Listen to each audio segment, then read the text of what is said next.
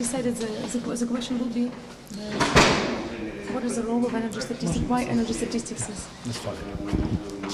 So we would appreciate very much your opinion. What is the role of energy statistics? Why the energy statistics is so important?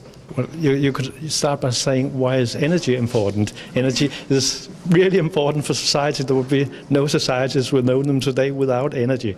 Energy statistics are therefore a very important subject. Energy statistics is important because we need to know not only the production of energy statistics, but also the use of energy statistics in different areas of energy.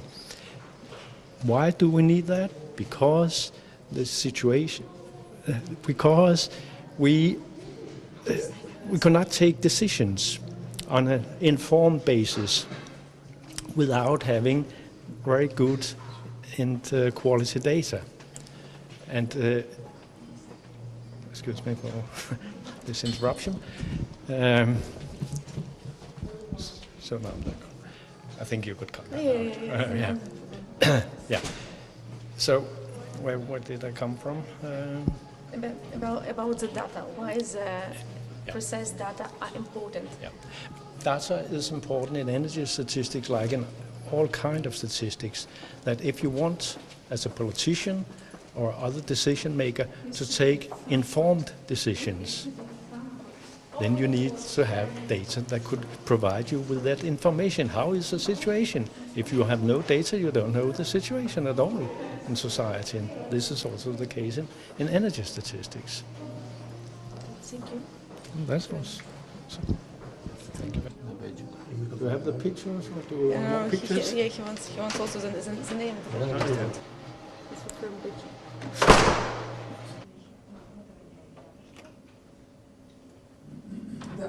The ITS, we call for short, is the Energy Secretariat. It's mostly project result oriented. It focuses on creating favorable investment climate in the countries of where the beneficiaries are, mostly by coordinating with donors or financial institutions, but also identifying the most suitable investment programs for the country, together with the relative beneficiaries.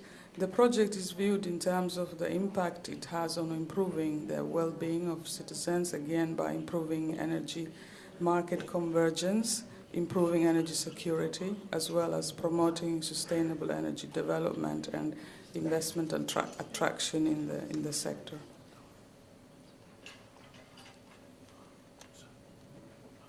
The components are four. The main component is the component related to communication and again investment promotion, coordination of all the other activities and components, and monitoring the progress and the results that have been the aim of the progress.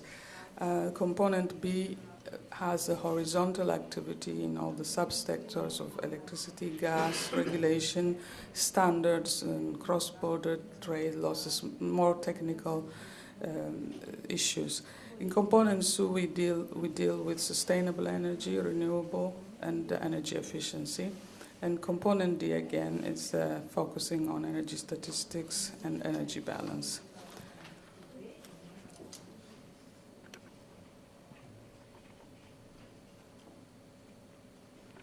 These are more about project results. It's a little bit more details. I put them in the slides, and since they're translated, you will have them in your package, but we will not waste time to get more into detail at this moment. So we decide just to pass.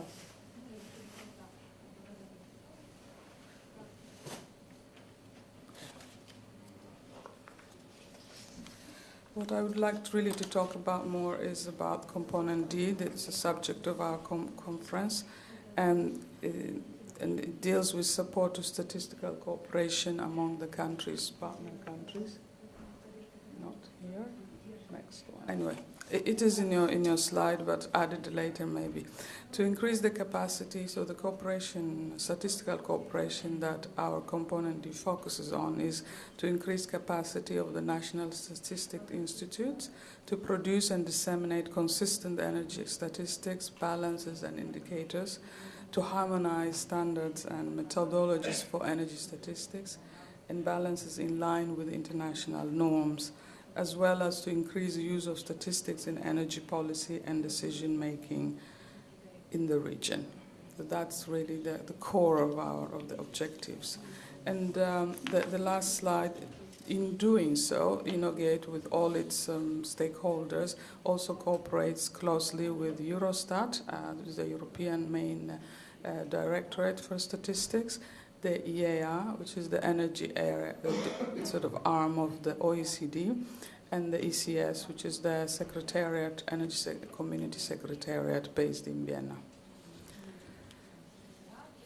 This is the last slide that shows our portal, all the information, both for your respective countries and the others, and the activities of all the component reports. Every document that's produced is put in our energy portal, which you can connect to at www.inogate.org. And it is in both languages, English and Russian, sort of for ease of understanding.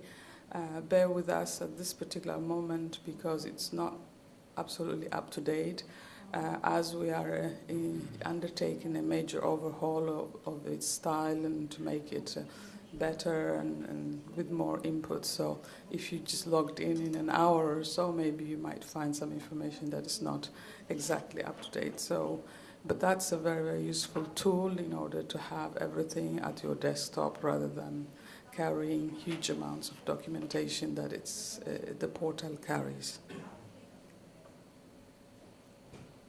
And that's all for me. Thank you for your attention. Thank you very much. The international aspects of energy statistics.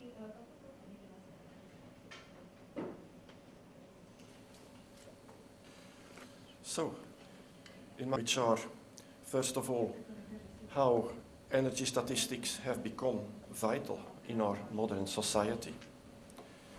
Then, why they are so important, in particular for EU policies. And then, why energy statistics need international cooperation. I think I jumped a bit too quick. Sorry, that's what I wanted to show you. So these are the points that I'm going to cover. Thank you. Now, let's have a look back in the development of human mankind, if you permit me. It's first of all interesting to realize that human mankind has always produced and consumed energy from the Dark Ages, even long before the Middle Ages. In the earliest beginnings, we had local consumption. Think of the heating, of smithing, making horseshoes, washing. And to do that, little local production fitted the scheme. The housewife or her husband would simply chop firewood behind the house and the cooking would be done. But that's no longer the case. In the last 2 centuries, there has been a gigantic evolution in science and technology. And it's really right to call this an industrial revolution because lots of industries have popped up that were never there before. Little smithing has become huge places of iron and steam and steel, of blast furnaces. Think of petrochemical places. And what about transport? Where are the horses gone? Today, in transport, we think at trains, at cars, at planes. It's not so long ago, ladies and gentlemen, but we have forgotten how ships with sails have looked like. The point being that in our society now, human mankind needs energy, needs massive amounts of them. We need energy for our industry today. We need enormous amounts of energy for transport, for our households, for our agriculture, for all sorts of services. Even our communication needs energy now. and we need energy to produce energy. We need energy to transform energy. We need energy to transport it. Think at this with a background of the exponential growth of our world population. And what we get today is that for our modern energy needs, the local small-scale production has long stopped to be an option. The result being that our exploding energy needs created a worldwide energy market. And even that is not so long ago. Now, for a market, and in particular an energy market, to function properly, this energy market needs knowledge on quantities, on capacities, on transport of energy. It needs knowledge on prices. Call this knowledge just energy statistics, and you will realize the point that they have become a cornerstone for the functioning of this huge energy market of today. Energy statistics serve also the energy policies. Now, in the next few slides, I will give you 3 examples of the European Union which I think reflect issues in some of your countries too. As a first example, let me take our environmental issues.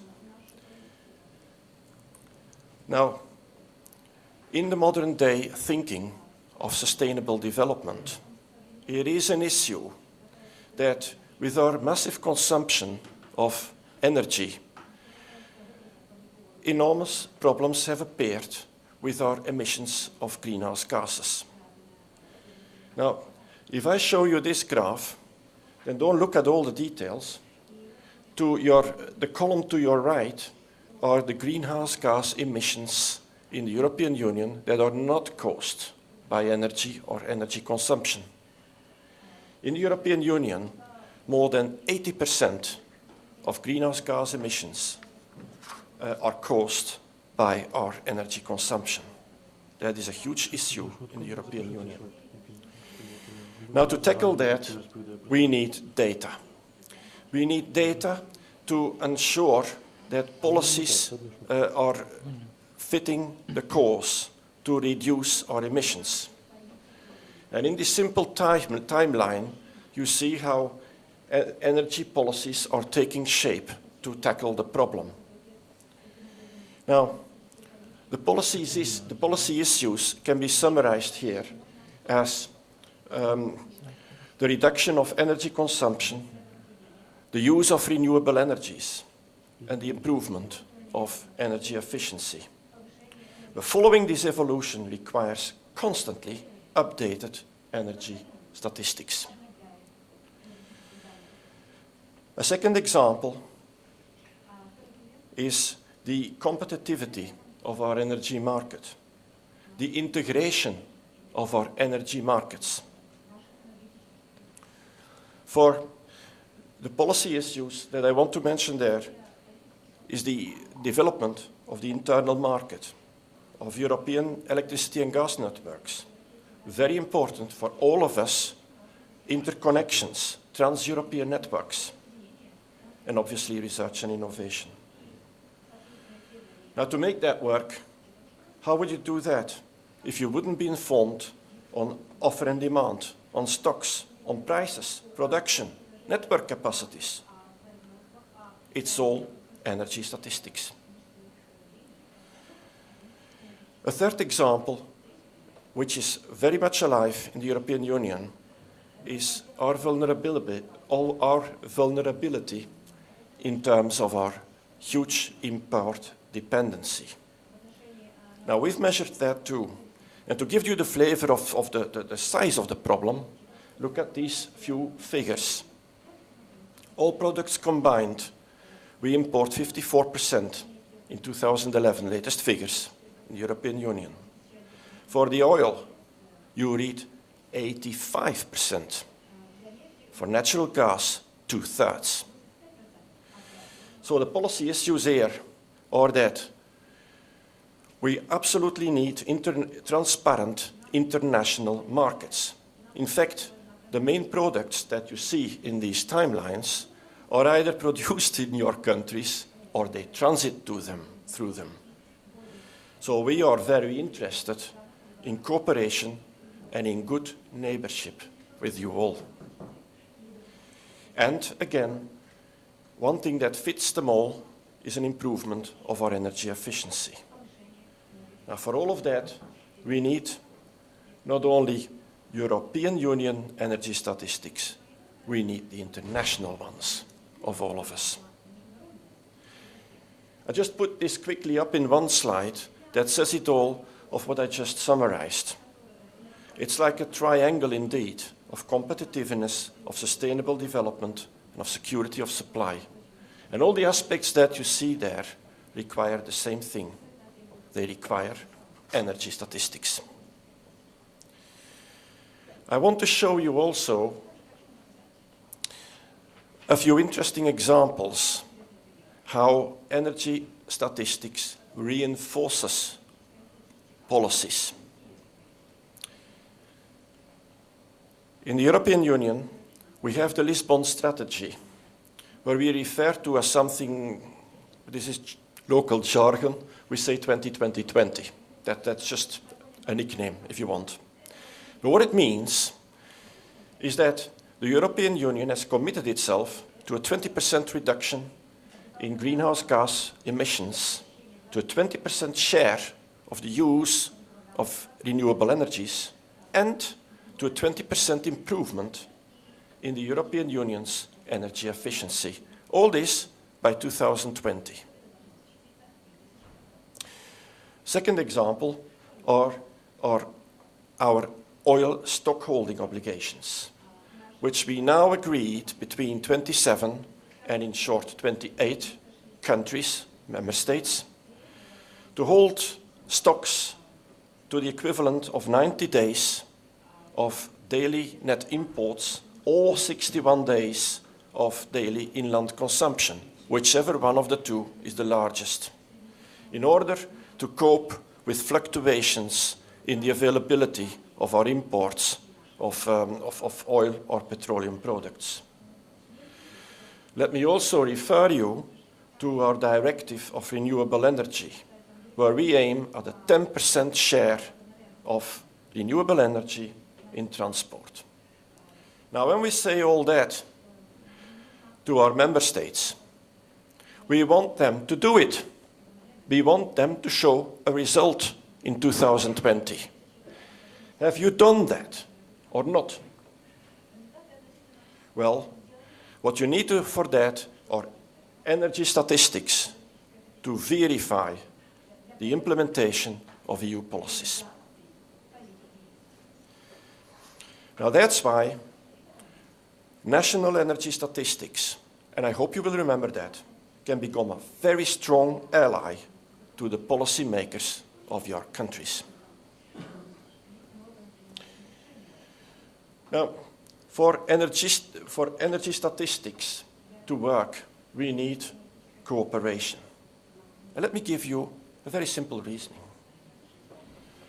The energy market has become global, we said it before.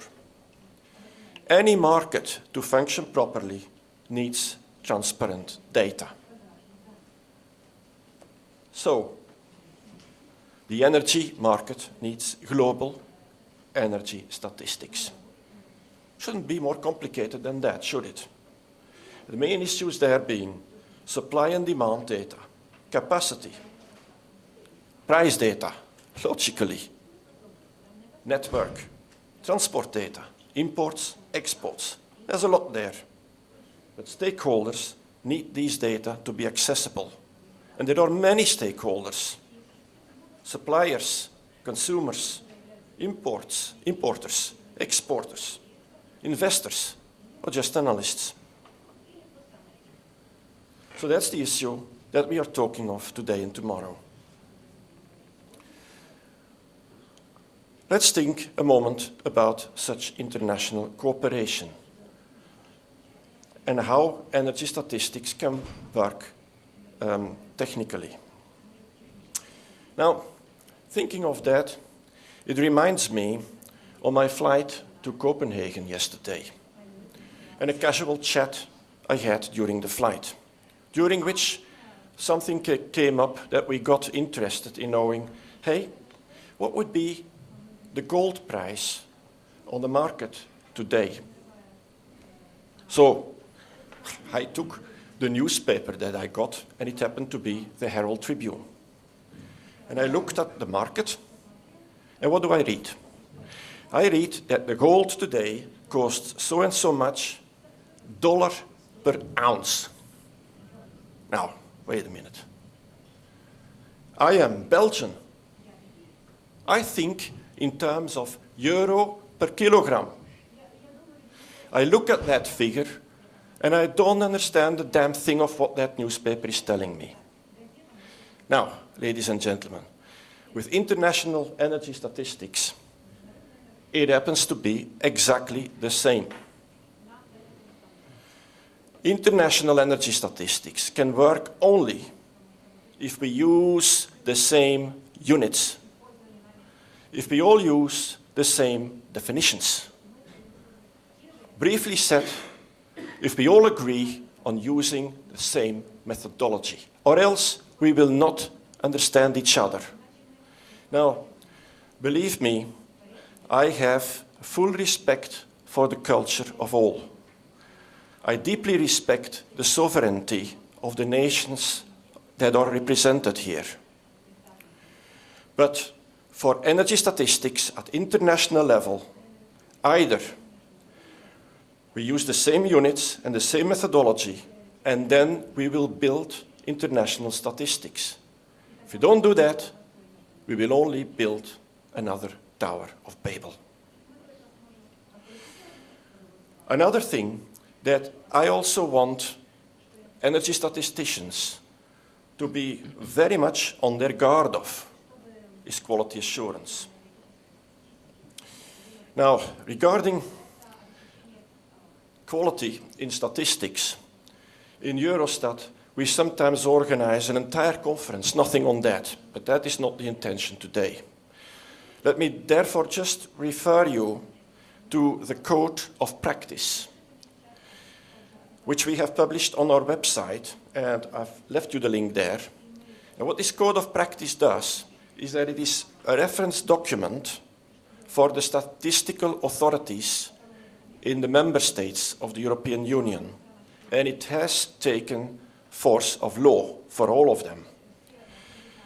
And it requires a number of quality aspects covering the institutional environment, the statistical production processes, and the output of statistics. I will leave it at that, but it's a point of substantial importance. Finally, energy statistics need to be disseminated, or they are useless, of course. So the dissemination and the public accessibility of data is of paramount importance.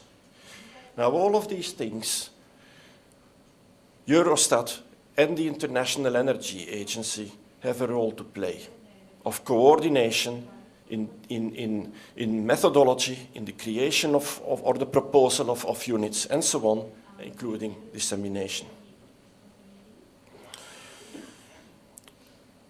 In Eurostat and in the IEA, we have worked out a number of things for use by the international community. And they cover lots of things. They cover joint questionnaires, so that for the countries that Eurostat and the IEA are jointly interested in, member states need to declare the same data only once in the same format. We have manuals to offer. They're there, available for you. This training.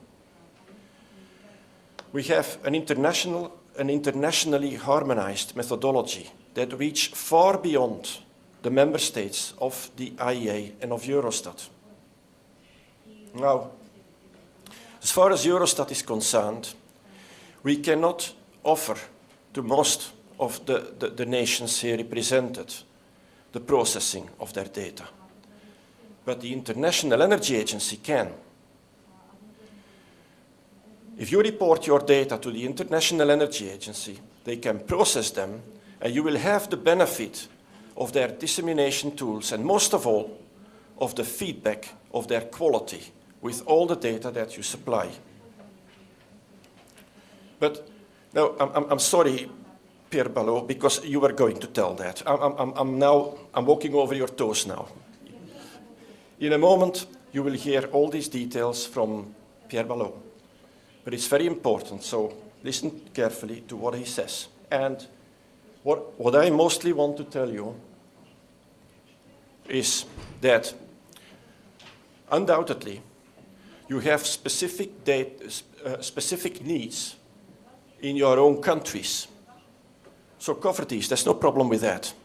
But for all the things that are in common, in one slide, which I will not read out to you in detail, but just is with the cooperation of your...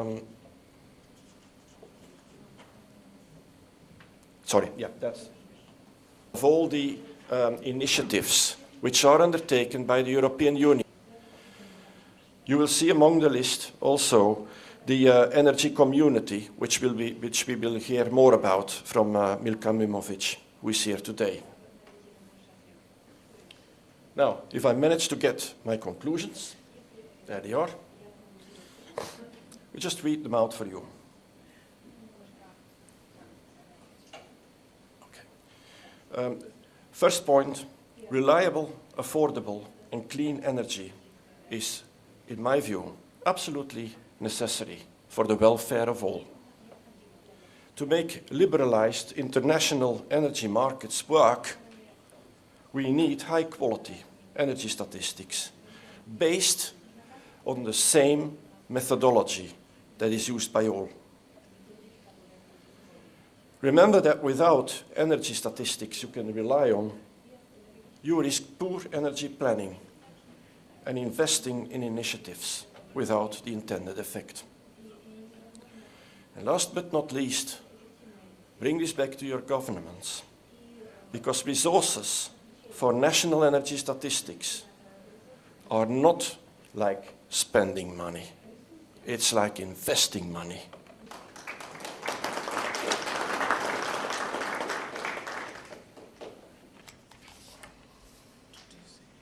So let's switch now floors, and as always, Energy Agency to speak to you about the work that we do with many of you in the room already, how we go about it, and hopefully, firstly I just wanted to give you a bit of an overview.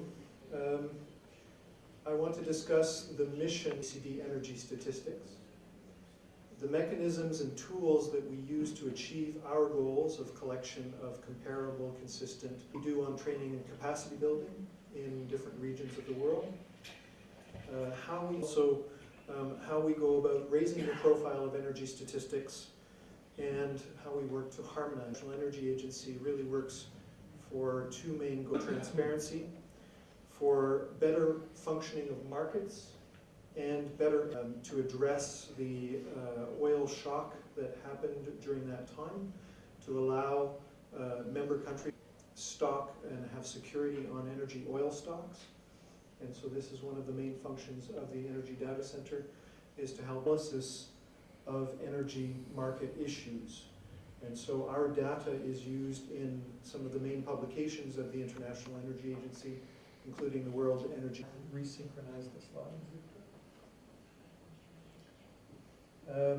They're well, sometimes they do not function well, sometimes we have price increases for no apparent reason, and therefore the International Energy Agency works to try and provide high quality energy information for 3 aggregate world regions, which allows us to compile energy markets and the energy situation, which has to be addressed. My group collects the information for non-OECD countries. The second point that we do, the second piece of work that we do within our capacity within those countries so that they can have energy balances of high quality, and they can. The first is the set of 5 joint questionnaires that we have with Eurostat and with the UNECE, the United Nations. Right now, I believe we have 17 countries, non-OECD countries, that are compiling their energy data using these 5 questionnaires. The United Nations called the International Recommendations on Energy Statistics, and therefore we also compile data directly from countries in the native format that is provided. We build all of that into our databases at the International Energy Agency, and in order to make all of that happen, we actually have quite a lot of so that we can adapt it to the international standards the best way possible. Those questions and individual energy balances for those 105 countries. Now, if we were not able to systems that work in those countries and how those countries go about compiling are of extremely high importance and the useful valuable to our to the people that we disseminate the data to. Now, before we can produce those publications, we have to do a number. Generate electricity. We want the same quantity of oil reported for power generation in the oil questionnaire as we see in the different data sources. And finally, we do a set of efficiency, neither be created nor destroyed. So from a physical perspective, if energy is used in a process, either you produce work with that energy or you produce waste heat. When you produce, and both, all of that information, the waste heat or the work, must add up to the energy input into the process. So we can use those efficiency checks to check whether, for example, blast furnaces are producing the amount of energy that they're supposed to produce, whether coke ovens are producing the amount of energy that they are supposed to produce, whether a refinery is using energy efficiently in terms of oil inputs and oil product outputs, and finally, whether a power generation station is producing enough electricity based on the anticipated efficiency of that process. So we do a number of those checks. A number of those are automated for us through a set of macros that we use in our databases. And so we can quickly assess whether the information that we're obtaining from the different countries makes sense. The other element of our interaction, once we have done all of those checks, is the questions that we ask back to the countries. And I've compiled this table on the request of INOGATE to sort of give you a sense of where the different INOGATE countries stand with respect to our interaction with them. I have done some smiley faces and some frown faces to give you a sense of where everybody sits at the moment. At the moment, we have 6 countries that are submitting the joint questionnaires to us from the INOGATE community. So we have Armenia, Azerbaijan, Belarus, Georgia, Moldova, and Ukraine, who are submitting the 5 questionnaires I mentioned earlier. The other countries are not currently submitting the questionnaires to us. They are submitting data in native formats. However, there are certain countries that are not submitting any data to us, and we are using secondary sources. Those at the moment are Uzbekistan, Turkmenistan, Tajikistan, and the Kyrgyz Republic. We are using secondary sources of information from independent consultants who are providing us with that information. So we are very much looking forward to hopefully receiving data from those contacts. I have also done an assessment of the timeliness of the data. We ask for the data to be submitted to us by November 30th of each year. And at the present time, all of the countries who are submitting the questionnaires to us are submitting those questionnaires on time. So that's very useful for us because it allows us enough time to do all of the data quality checks that I mentioned earlier. The responsiveness is basically how quickly the countries respond to our questions. After we've done an assessment of all of those, of the data elements, we ask a set of questions, and some countries respond very quickly to us, and other countries take a little bit more time to respond. And then finally, I've done an assessment of the completeness of the information submitted to us. And there are certain countries that have autonomous regions that are either not reporting information through the National Statistical Office or there is a need for us to go to external data sources to try and obtain that information. For example, Armenia sometimes is missing the oil questionnaire when they submit data to us. For Georgia and Moldova, there are autonomous regions that are not submitting data to the National Statistical Office. So this data, either we have to go to external sources to try and obtain that data, or we simply acknowledge that that data is missing from the energy balance of that country. And in the case of Ukraine, there are confidentiality issues, and it's necessary for us to protect some of the data from being published. So that is the current state of affairs. How do we try and improve things over time? The first is really to try and provide tools to help assist countries, and the first tool is the Energy Statistics Manual, which was published in 2005. We are hoping to update this to a more recent version in the next year or so. And the 2005 manual provided basic information on definitions and processes for energy data collection. But we also provide training, and that training we do in different locations. We do 2 trainings a year on energy statistics, full week-long trainings in Paris, and we also do regional trainings in different parts of the world to try and bring people together to understand the standards and the definitions for energy data collection. So those are the 2 main tools that we use to try and increase capacity on energy statistics. Now, there are 2 main interactions that we have with our country contacts. The first is basically questions of clarification. Once we receive data, we send back a set of questions after we have assessed the data. And those questions of clarification, basically, we try and ask questions related to different issues that we've noticed in the data. Either efficiencies are incorrect or there are arithmetic errors in the data. We propose a revision sometimes, and we request that the country resubmit the questionnaires, the data, and then we resolve the issue, and then we issue a set of draft balances back to the country to explain to them how we have resolved the issue. The second set of questions are more detailed. When we have bigger problems, we try and resolve those through either conference calls or video calls to allow us to ask more detailed questions about more complex issues like refinery balances or missing or incorrect efficiencies.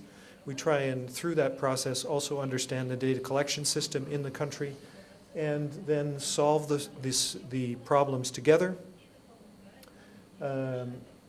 test and share those solutions, and then we again issue a set of revised energy balances to the country to try and give them a sense of how we have resolved the issue. Those interactions, as I said, are really invaluable to us. They help us enormously assess the quality of the data and ensure that we have comparable data in our publications. I'll give you here an example of a refinery balance issue that we have seen in some countries. When a refinery purchases crude oil and puts it into a refinery to produce oil products, generally that refinery tries to do that process as efficiently as possible. It wants to lose as little of the energy input into that process as possible, because every liter or barrel of oil that they lose in that process is $1 or €1 or a financial implication for that refinery. So therefore, we try and do an energy balance because we understand that the refineries will try and work as efficiently as possible, and we do that refinery balance on a mass basis. The reason that we do it on a mass basis is we want to try and avoid the challenges of dealing with different densities of oil products. So oil coming from different parts of the world has a different density, and therefore we try and request the data on a kiloton. Produce a table such as this, which provides the inputs to the refinery. You can see from this that the inputs over time are increasing in this case. And the outputs, there are more inputs on a mass basis than there are outputs on a mass basis. And therefore we can see that there are basically measuring supply against demand. So if your consumption data is very different from your supply data, you will see a very large statistical difference in the data. When you see large statistical differences, it means that there is a difference in the data collection processes for you on your consumption data than on your supply data. And this generally means that something is missing somewhere. It's sometimes very difficult to identify where it's missing, but it's often necessary to go and find out where that information is not being collected correctly. Large statistical differences will have very strong effects on any energy modeling that you would like to do with the energy information. It will affect how the analysts can use your data. With those large statistical differences that could lead to incorrect assumptions and incorrect decisions being made, because the statistical difference sometimes is not taken into account in the energy modeling community. They simply ignore it. And so sometimes the supply modelers will see something different from the demand modelers. And so the statistical difference, we try and minimize it as much as possible in the data. The other element that we see sometimes are unexpected transfers of data. In energy balances, there is often a transfers line that allows for some creative energy accounting to happen, which shows the change of one energy product into another energy product. For example, we often use the example of jet kerosene being converted into kerosene over time. Jet kerosene has a very high specification for water content. It says that the water content cannot be above a certain percentage. Otherwise, the fuel will freeze in the airplane as the airplane is flying at very high altitude. So it's very important for the water content to be very low in jet kerosene. However, it's not so important that it be low in kerosene, because kerosene you use either for heating or cooking, and therefore you can use kerosene over time with a high water content. However, if you continue to use jet kerosene with high water content, you will have some significant problems. We see normally a transfer of jet kerosene towards kerosene as the jet kerosene ages, because it absorbs water over time. We do not see normally transfers of kerosene towards jet kerosene, because kerosene has different physical properties than jet kerosene. And so when we see these types of unexpected transfers, we often question the country on these. The other element that we see sometimes is we see high stock changes. It's usually not logical to see a stock build over time, to see countries stocking energy products for many, many years, because that has an economic impact. You're not selling that energy product. And therefore, if you have that economic impact, it would be a negative economic impact on your country. So if you see these large stock builds over time, you start to question this. And sometimes you can see this happening in countries where there is theft of refinery products, or there is a heavy subsidy on oil products, and therefore there is stockpiling of that product. And you see this in the energy statistics over time.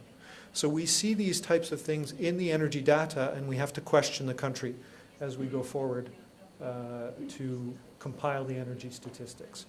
We also have a number of different tools that allow us to question the country. We have some visual assessment tools that allow us to look at the trends of data over time, comparing 1 year in the past to the current year. And we can see that the different trends also show us when we have outliers of data, when data are not in the same trend over time. And we also can check for own use losses and other types of economic impacts of energy use over time. So this allows us to ask a number of questions, to assess the quality of the data, to give you feedback on the quality of your data as well. But that doesn't necessarily help in all situations, because very often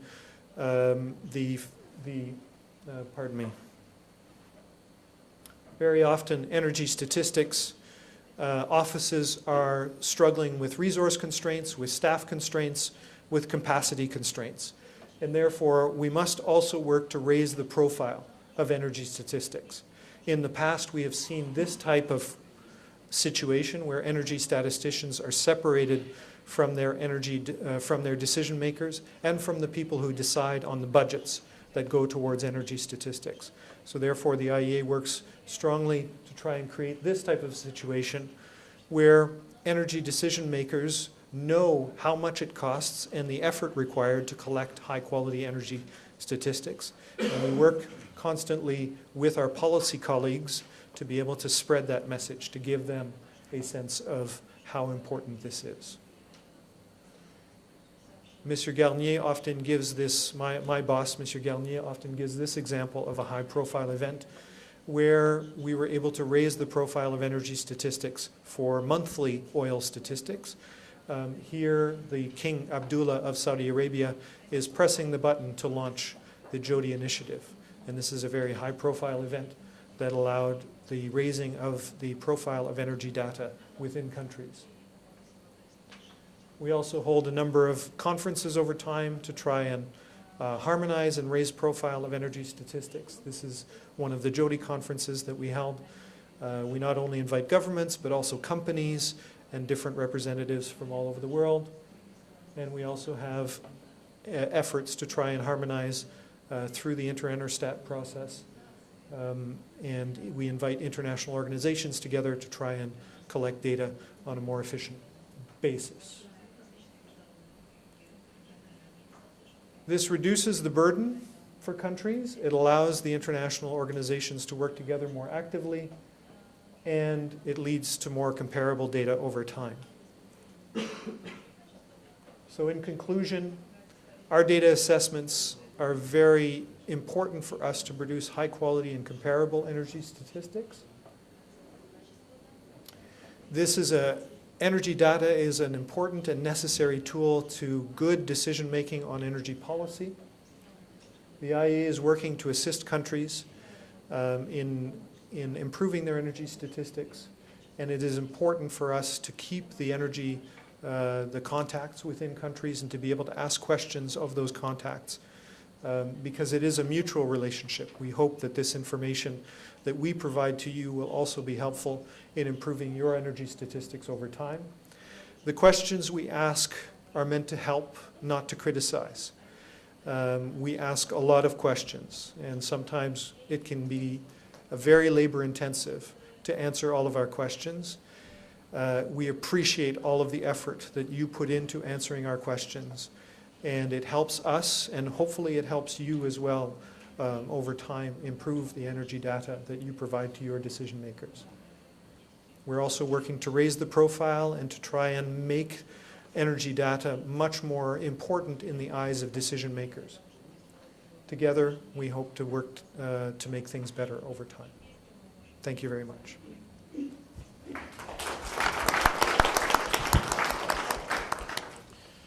Thank you very much, Pierre, for your presentation, which is always with the processing, let's say, the processing of energy statistics. Each for you, who is appointed, who has the authority to do so. There's lots of tricks that we know to verify indeed, be it in Luxembourg or in Paris. That's number 2. Now, when we see what the IEA has seen, now these comments, ladies and gentlemen, they are to myself or to my colleague Lemlem. Please, the floor is yours if you want to ask a question. Dollar for unce, or you suggested it must be euro for gram. Are it using this type of figure or another? It is not about politics that we are talking today. It's really purely technical. And even for the United States, the energy data that come in are treated with the same units as for all. But Pierre, you might want to say something about that. We are using gigajoules, kilotons for the United States as well for the presentations. Am I right or am I wrong? No, you're right. We make all of those. It makes things an awful lot easier if everybody reports in the same units. The tests, the data tests that we do, that some people will use different definitions, different measurement systems, and therefore our job is to try and harmonize. Вы отметили и вопросу окружающей среды. Это очень важный момент, большое воздействие энергетического комплекса. То, что The secretariat is based in Kiev, yes, I could say that. And then it's just it's a long-running energy cooperation. The beneficiaries in each country are.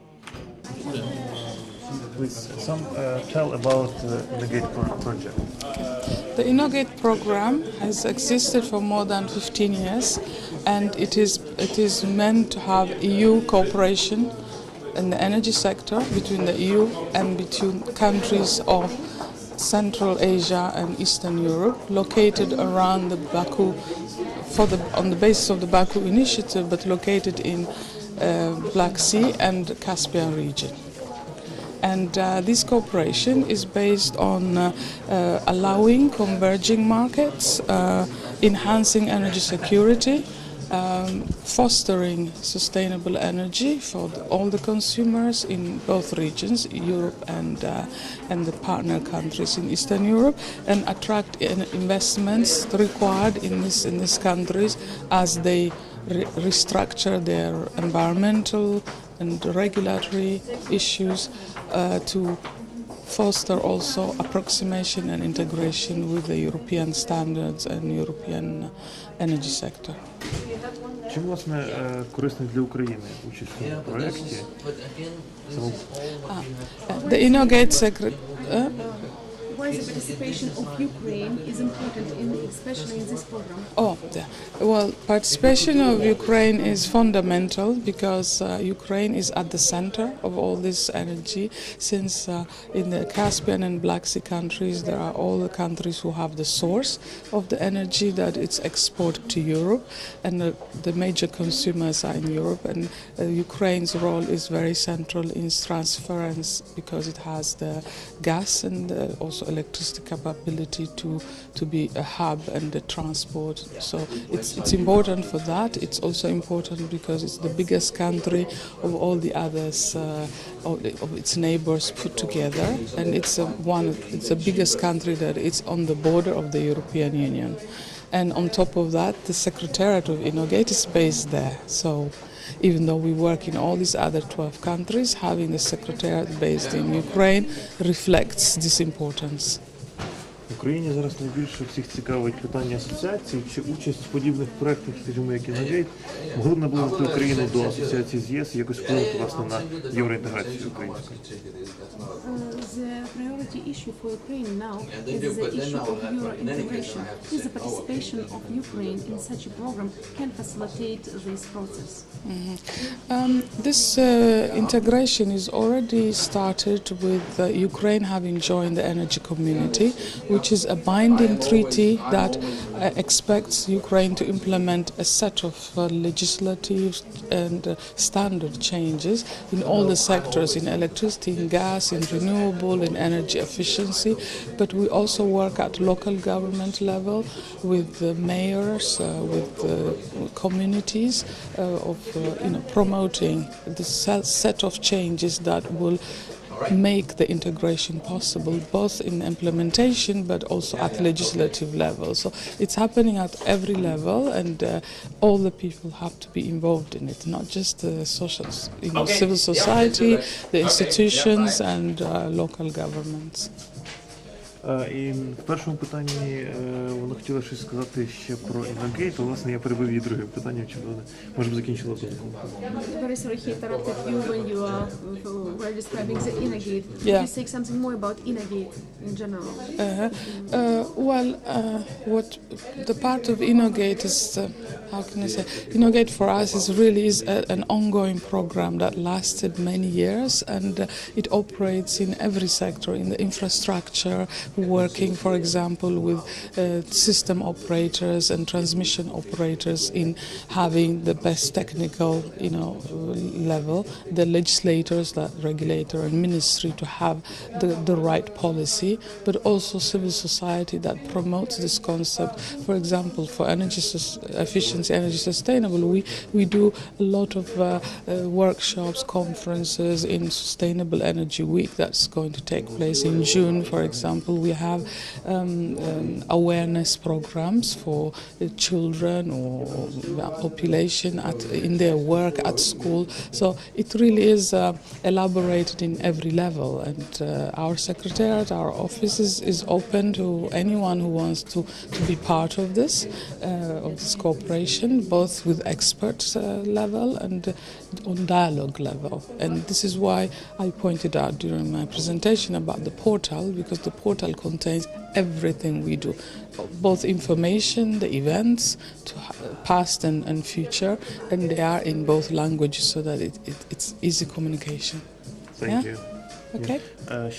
Countries are here. That INOGATE is an integrated program. We are covering all these 11 countries. Do you want this?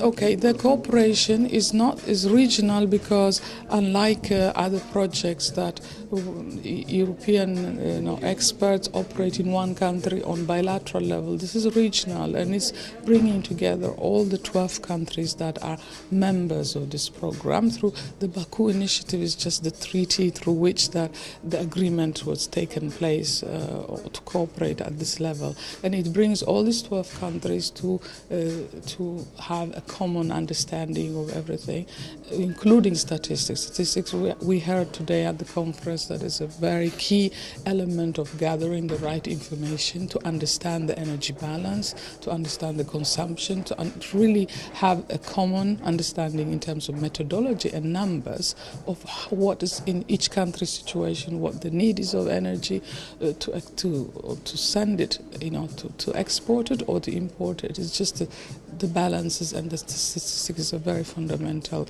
collection that we are helping all these countries achieve together. Thank you. By annually. So, to be honest, I'm not looking on all the statistics on monthly level. I'm looking on what's going on when we had this report, annual report. They prepare nationwide statistic in the whole of energy, and it consists of energy matrices which form part of the national accounts and statements of energy consumed by industry. And then there is information concerning electricity in general and heating in the system owned by electricity utilities. And then there is a responsible other body, it's a competition authority that's following the prices. So the prices is followed another place. And here we get detailed information on energy consumption by fuels, sectors, etc. Energy supply by fuels, and how we, for example, can have gas to electricity and heat, how we combine and conversion by type of plants and such. So we really have a broad picture of what's going on, the whole range of activities. And then we have the CO2 emission, the prices, and the comparison to other countries. So therefore, of course, how we link it to the EU process is key. As you know, as member of the EU,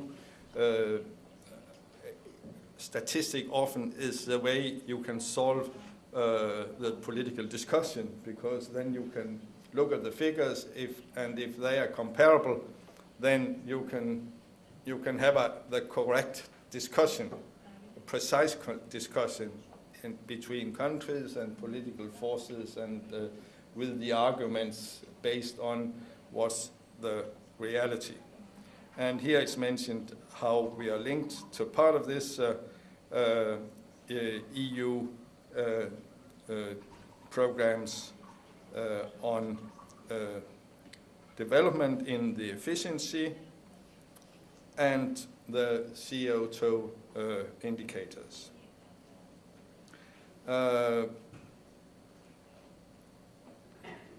We also here report what Denmark are doing to provide incentives to increase the efficiency of energy consumption in different areas of consumption. And then I mentioned that we also have a new green business statistic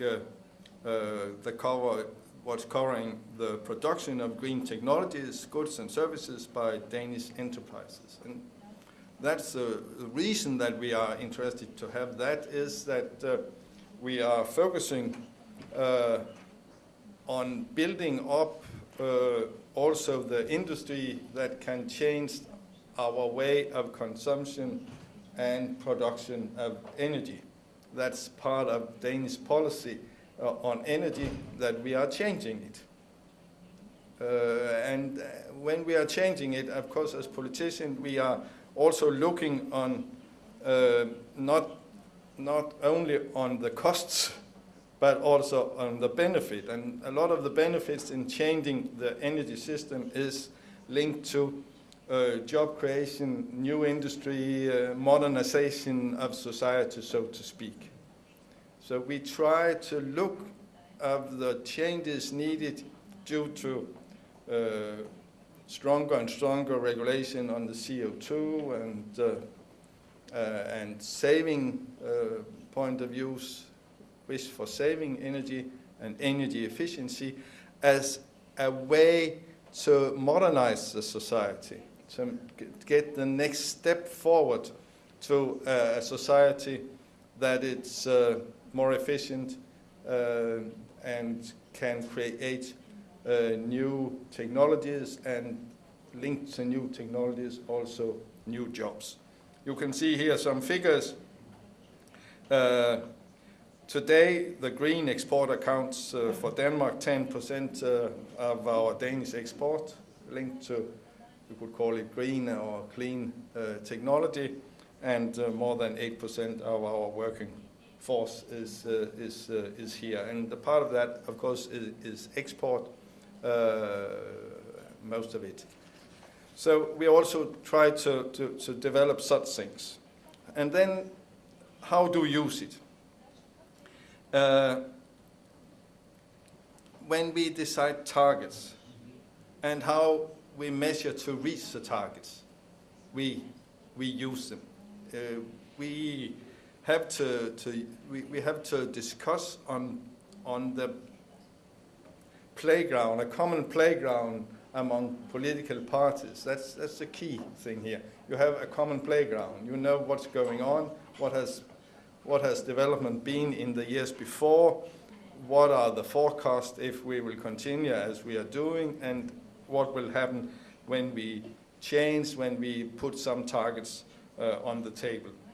And as a country where we are not used to have majority governments, this country is a country that traditionally have minority government. And what does that mean in political sense? That means that even normally the strongest government we have are very seldom alone in one party. So you have to go outside your government, you have to go to the parliament, you have to discuss with others. And that is, I think, part of the reason that this country have a tradition for broad cross-party energy agreements. And I'll come back to the existing agreement later. But we have had it for many years. And here we need this precise figures. Calculation on the CO2 emission has to be correct. We are part of Kyoto Agreement, of course, we have to follow the line, and we have not to do it in a bad way, to do it in the best way. And that means that you have to have the forecast so that you know you are not at the end of the period have to do something that's too expensive. Because if you know on beforehand, if I do it in this way or that way, have this target and this measure and these policies, then I have a chance to do it the most economic way to arrange it. So therefore, also the discussion about reduction of the CO2 and other greenhouse gases is part of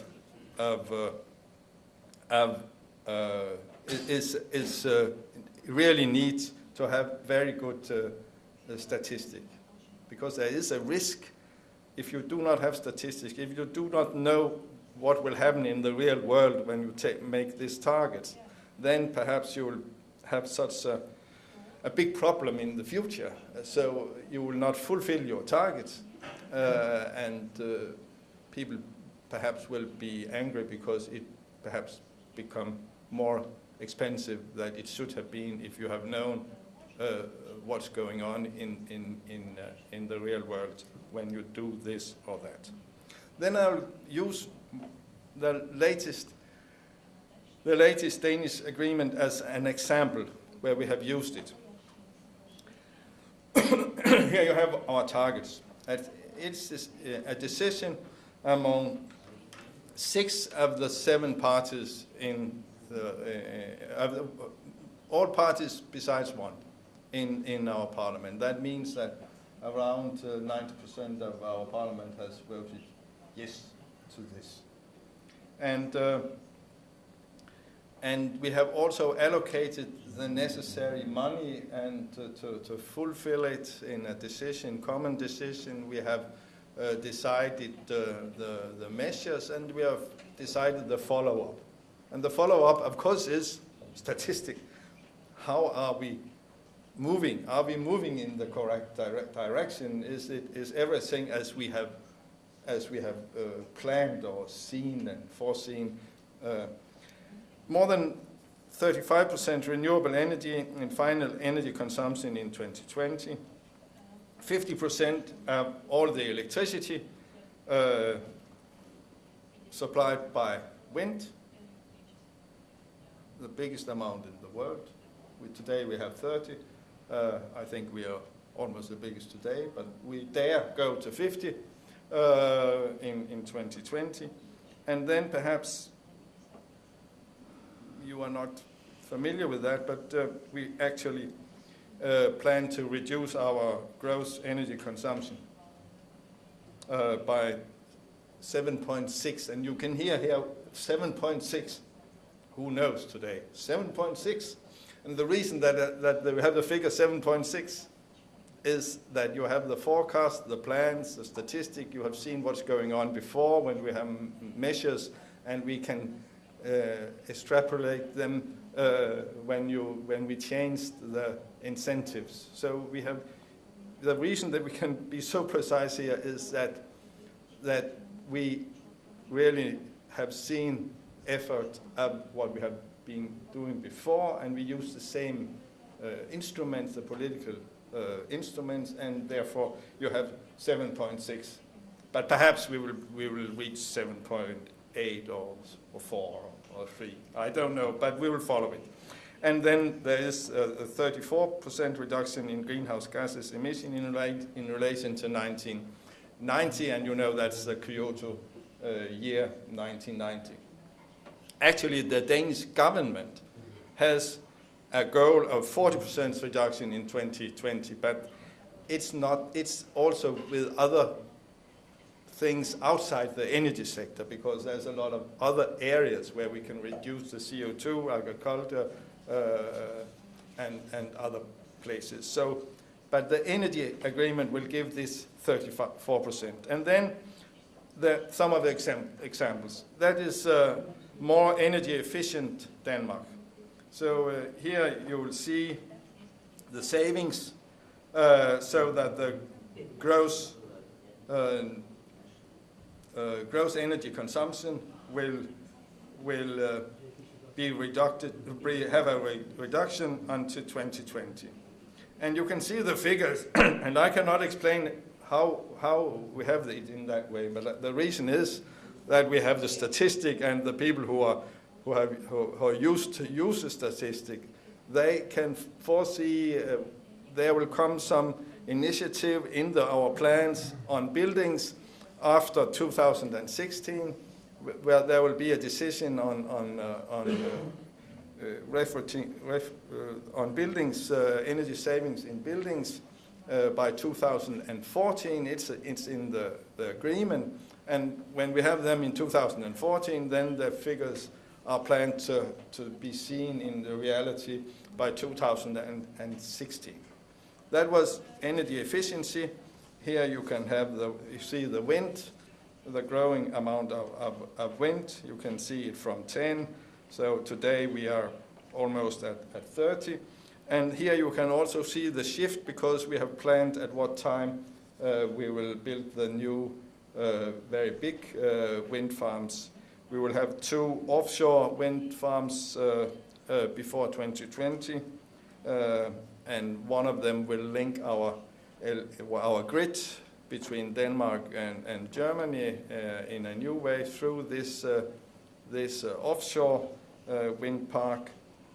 We will have one more in the North Sea, and we will also have more offshore wind in coastal areas, and you can see some of the figures when you have the slides after, so I will not go into it now. The next example is renewable energy in industry, buildings, and transport. And here we can see, perhaps the headline should have been less coal and less gas. It's what's in it. So the amount of coal will go down, the amount of gas will go down. And then next will be that what will go up? Wind will go up, and energy will go up. It will be biomass in our utilities, in our central heating systems, and we will develop very much biogas based on manure and other sources in the future, in the next years. So here is the plan. We have 2010 and we have 2020, and you can see what will be changed. Wind and other renewables will be more than 3 times more.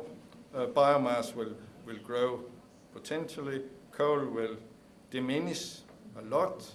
Natural gas will diminish, and oil, we still need oil. And you know, this country have oil in the North Sea, so part of our statistic, of course, also is our production, both on energy, oil production, and also gas production. At least we have it still in the next 5-10 years. And then we will not have it. And therefore we are planning. This plan is part of the overall thinking in Denmark, agreed by all members of parliament in all parties, that in 2050 we shall have only renewable energy in this country. So therefore it's ambitious, it's strong, and it cannot be done without having proper statistic.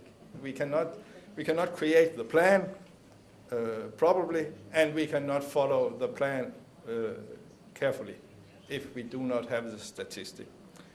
my last comment is on future. As a politician, what do I want for the future on statistics?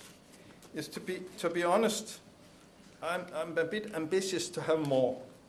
And what I really want to have was when we have, this is a plan, but when we have our yearly budget period, the country's budget, we should know on key issues, if we do this or that, what will happen with the CO2 emission, so that in the same bill, the finance bill, there we should see the figures, so that I could say, okay, so that my political discussion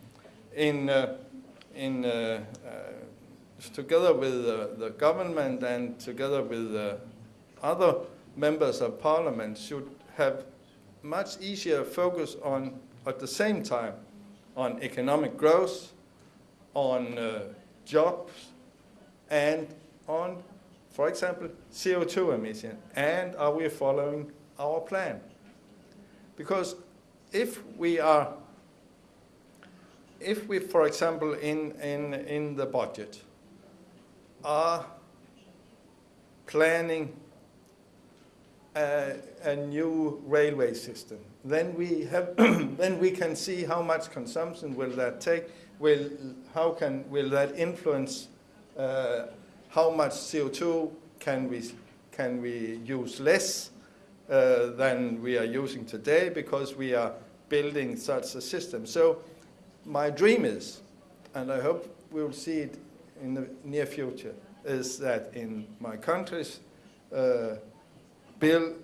budget, there we will have a line together with the traditional economic lines, also lines on energy efficiency, on CO2 emission, so that we put it on the level where I really think it should be, in a world where everybody knows that the prices on traditional energy will get higher in the future. The problems having so much energy for the world as needed is crucial. Energy saving is crucial, and the CO2 emission is on top of a lot of world issues to be solved. Therefore, hopefully we can come to that, and hopefully the Eurostat also can help us, so that we do not have to fight that fight in our own parliament, because it's not easy. You know, the economic ministries perhaps can't understand it in the beginning, so to speak. Thank you very much. So look at me. Look at you. For Denmark, it's crucial to understand that the rest of the world needs energy in the future, and therefore we need to use very little energy and be very energy efficient. And we are trying even to use less energy in the future, at the same time that we will have a good economy and have a modern society. So that's the reason that we very much focus on energy saving and energy efficiency. And then we also focus on renewables, because renewable energy is the future. And we really see it as a chance for the world to have more renewables. And behind this, it is the discussion about the climate. It is a climate discussion that there is too much CO2. We have to change the way we use our energy. We have to save energy. We have to be energy efficient. We have to use renewables, and we have to have less CO2 emission. And there will be 9 billion people in the world in 2050. And if they shall have a fair share of the world and a good economy and such thing, then we need to change our energy system. And in Denmark we are going that road to change the system. In 2050 we will be fully dependent on renewable energy, and we see that the world has to follow the line with renewables, energy savings, energy efficiency and less CO2 emission. Так, і ще одне питання. Чи для Данії дійсно важливим є питання енергозберігання і, скажімо, енергозберігання? Very much important for Denmark's energy efficiency issue. The special energy efficiency, is that the key issue you want to hear about? Это ключевое питание. Это ключевой вопрос. Это главный вопрос для Дании. And so, by the way, yesterday we see in the street of Copenhagen that many people use the bicycle. Yes. It's maybe a national tradition. Yes, it is a national tradition, but it's also by decisions in Denmark, because we have built for many years the bike lines. So there's special lines, there are special streets for cars, for bikes, and that of course make it easy to use it. And actually, I use a bike going to job. So of course it's tradition, but it's also we have better health, and so often we can get quicker from one place to another in the city than going in a car. It's sometimes terrible how long times it takes sitting in a car, and then of course it's also part of Copenhagen's policy for using less energy and CO2, having lower CO2 emission. But are you use bicycle every day? Yeah, normally. Ordinary day I go to the parliament by bike. Yeah. Yes, I do. How bicycle you have? I have a blue one. I have a new one. I bought a new one. I have a car too, but I'm not using the car in the city. А чи якось власне влада чи парламент підтримують захоплення данців велосипедами? The parliament, the government, the country facilitate for people to use the bicycles.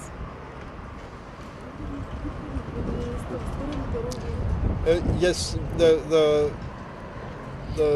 the municipality of Copenhagen are paying to have the bike lines so that it's easy to go by bike, and the government is also using money for giving to the local communities to build the bike lines so it's possible to use them. But that's the only thing. We do not pay for it, but they do it because they know it's more healthy, it's quicker, it's better for the environment, and they like it. Чи можна зробити якийсь такий план? Then you have not to pay for going to the gym, going to the gym. You will not need not go to the gym to have the. Даже нет необходимости ходить в фитнес-клубы, потому что есть специальные линии для велосипедов, и правительство поддерживает. With your surname and your party and. Yeah, my name is Steen Garde, and member of the parliament, and my party is Socialist People's Party. We are in the Green Group in the European Parliament, and my party is in government. Thank you. Ти зняв ще якісь такі, що ми поруч не спілкуємося? Thank you very much.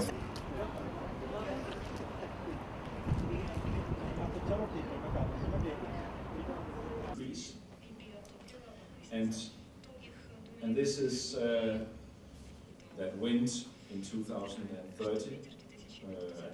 the target.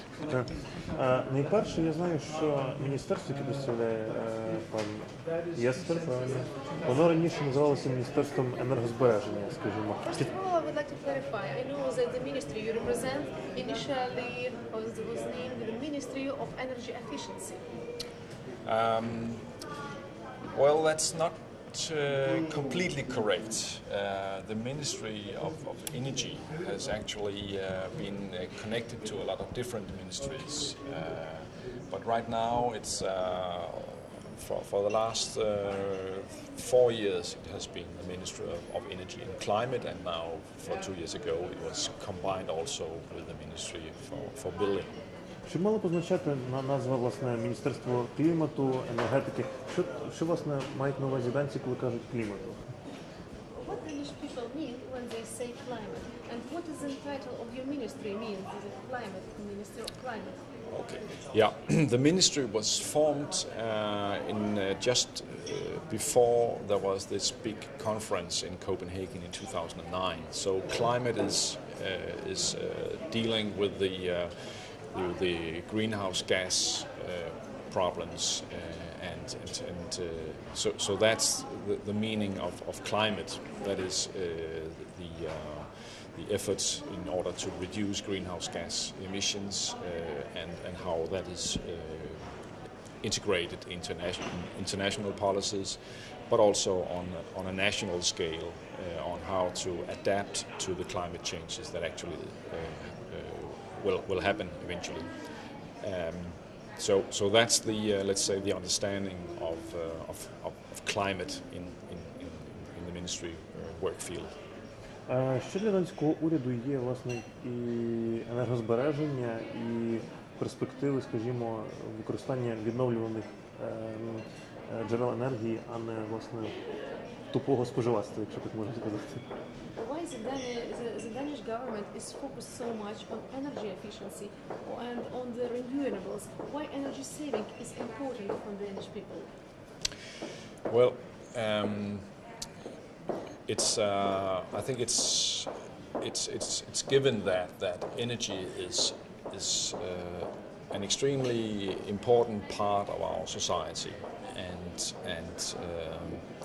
and the costs for energy is high, is taking a high share of let's say our wealth. So the cost for energy is important, and then of course also energy. The major part of greenhouse gases are actually coming from burning of fossil fuels. So that's of that reason it's also important for us to focus on energy efficiency. And this combined also with the efforts of having, let's say, a green growth, saying that we have a lot of strong Danish companies working on energy efficiency and on renewables. So this is also, let's say, part of bringing Danish economy into growth. That this is important core business for Denmark. Яка кількість, власне, яка частка, скажімо, альтернативних засобів вироблення енергетики в Данії? Тому що для України це ще, ну, скажімо, дивовижа. What is the share of the renewables now in Denmark? The renewables, it's around 1/3 of our energy consumption. І які, власне, використовують, ну, чи він може пролічити, які, ну, там, скажімо, чи вітряки, чи, можливо, сонячні батареї, чи якісь ще засоби альтернативного вироблення енергетики? Can you list now the main means for alternatives here in Denmark? The main energy sources or the main policies? The main alternative sources. Okay, yeah. Windmills. Yeah, okay, yeah. So the most important renewable sources that for us now it's biomass and it's waste and it's wind.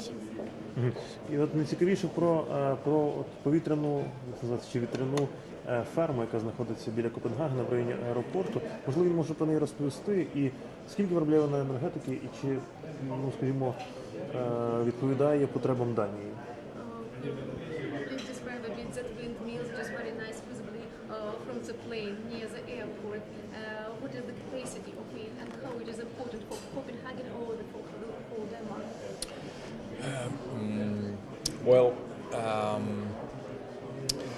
The total amount of wind turbines is around 4,000 megawatts, and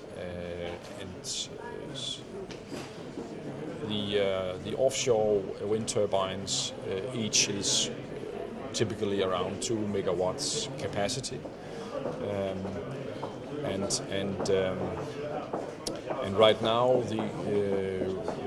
the wind is accounting for 30% of electricity consumption, and this share is planned to develop into 50% of electricity consumption in 2020.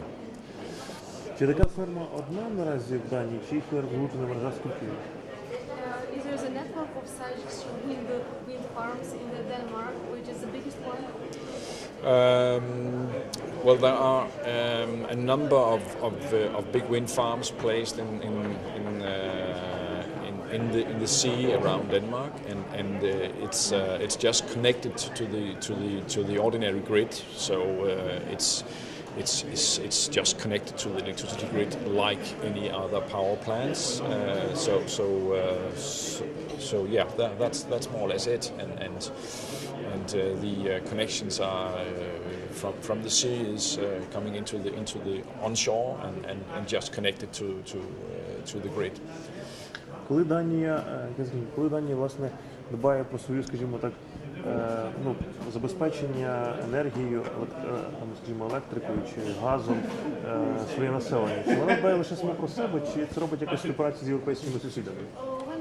When the Danish government takes decision how the people receive the energy, is it the gas, it is oil, it is electricity, it thinks independently, or it also takes into account the opinion of the European Union? You decide independently what is better for the country. I'm not sure I understand your question because чи існує, можливо, певна якась скандинавська кооперація, скажімо, із сусідами?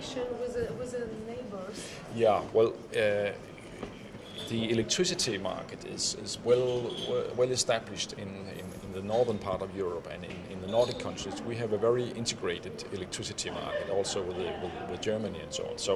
So that is we are exporting, importing. 1 hour it's import, next hour it could be export. So the electricity we are, let's say, cooperating very much with our neighboring countries.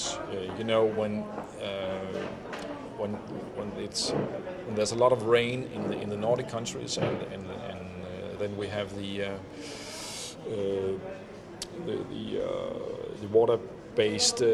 water-based electricity production they produce a lot, and then we can shut down the big power plants in Denmark, and when it's very dry, it's going the other way around. So that's it. And on gas, there are also some exchange with Denmark produces a lot of natural gas, and we export to Sweden, and we exchange also with Germany, and is part of the natural gas market, where there are also the big pipelines from Russia, and we are connected to that. But on oil and individual biomass and so on, then it's more on individual basis, like companies importing oil like any other commodity. So. Ще кілька слів про завод, який ми завтра бачимо. Чи, власне, багато енергії виробляють подібні заводи? Чи, скажімо, може собі дозволити Данія переконати, щоб повністю спалювати все сміття, яке збирають населення? Several questions about the plant we will be visiting tomorrow. It's energy waste plant. Yeah. What is the capacity of this plant, and is Denmark fully redoing its waste for energy? Sorry, I don't know which plant you are going to visit, and I don't have any numbers of the capacity, but you could say that dealing with waste in Denmark, we have, let's say like hierarchy of dealing with waste. First of all, you have to recycle, and then you use it for CHP, and then thirdly you deposit. And we have very much used to burn the waste for CHP, meaning that you produce electricity and district heating. So we have it's a very small part of our waste that actually is going on a deposit on the ground. So most is burned. Yeah. But this is also the government is working on a resource strategy in order to increase the part that is actually recycled. Thank you. Okay. Власне, перше питання, чому для Євроспілки настільки важливо, ну, скажімо, статистика в галузі електрики і енергозбереження? Why the statistics is so important for electricity and for energy efficiency? Energy statistics are in fact the... Okay. We start again. No. Too close. Too close. Stay in place. Okay. But we were going to ask first why energy statistics are important, and then you were going to ask about energy efficiency. Yeah. So let's keep it, because I have the two things a bit separate. Okay, shall we do again? Please. Why energy statistics is important? Well, energy statistics are needed for building energy policies. And if you look at the European Union, there are three basic fundamental needs that need to be addressed at EU level. This is on firstly the further development of our internal markets on energy. It is secondly the concerns related to our huge dependency on energy imports. And thirdly, we are very concerned about the environmental consequences of using, of consuming energy. Now, lots of policies are being built to just address these three fundamental issues. And all these policies need first reliable, concrete data in order for our policymakers to decide what needs to be done. But it's not only that. Once these policies are in force, it is also absolutely required to monitor, to continue to follow how the policies affect the reality in the European Union. And that again is done with energy statistics. Moreover, energy statistics are there to control binding targets that we have set ourselves in the European Union. And I'll give you just one example to illustrate this, but there are very many of them. Recently, we have put in force an obligation for all our member states to hold a minimum amount of stocks on oil, which we think is very important in order to keep our markets stable in case of a temporary disruption, also related to the dependency of our imports.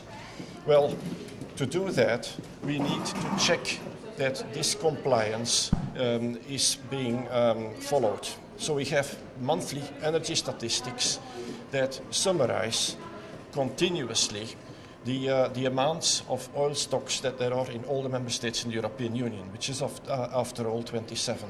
And let us not forget that in view of our dependency of international suppliers of energy, we need to have international data. And again, that is energy statistics, and why it is so important that we understand each other, that we know how the markets are. And that's why we need energy statistics that are coherent and with the same methodology internationally. Thank you. And наступне, власне, зараз так. І наступне, от чи наскільки важливо, власне, європейцям, поки Україна не є членом ЄС, знати, скажімо, про таку ж саму статистику в Україні. І з цього впливає наступне питання, власне, енергобалансу. Чи готовий він відповісти, наскільки важлива інформація для того, щоб встановити енергобаланс між країнами? a bit regional question. While the Ukraine is not yet the member of EU, why it is important for the European citizens to know about Ukrainians' data and also for the European energy balance? Is Ukraine ready to produce it, to this data? To give correct data? Well, that is a question that you should perhaps raise to your own statistical institute. I can only comment on the need and the importance that the Ukraine and, in fact, all the neighboring countries are talking the same language when it comes to statistics. We need to know from one another how the market is. We need to know the supply and the demand side. We have to know from each other exactly how that situation is in order to make international cooperation on energy work. And it is very, very important in the European Union that these data are continuously exchanged with Ukraine. І, власне, чи бачать, скажімо, представники Євроспілки Україну як партнера, скажімо, у торгівлі, там, енергоносіями, скажімо? Рівнозначно. І чи вплине це, власне, на українську євроінтеграцію, на думку пана Роланда?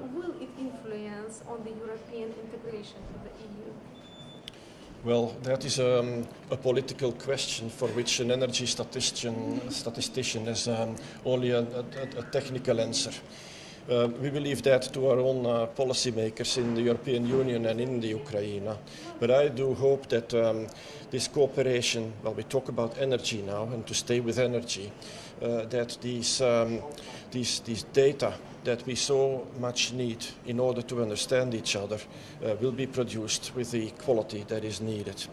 And I hope that this is understood, that good data and timely data, coherent data on energy have their price. They do not come for free. And it obliges, of course, all governments in their sovereign rights to see how resources can be found to do that properly. Тепер ще таке питання чисто технічне, власне, щоб він розповів, що він представляє, яку структуру ЄС і чим він, власне, займається Євростат. Кадри.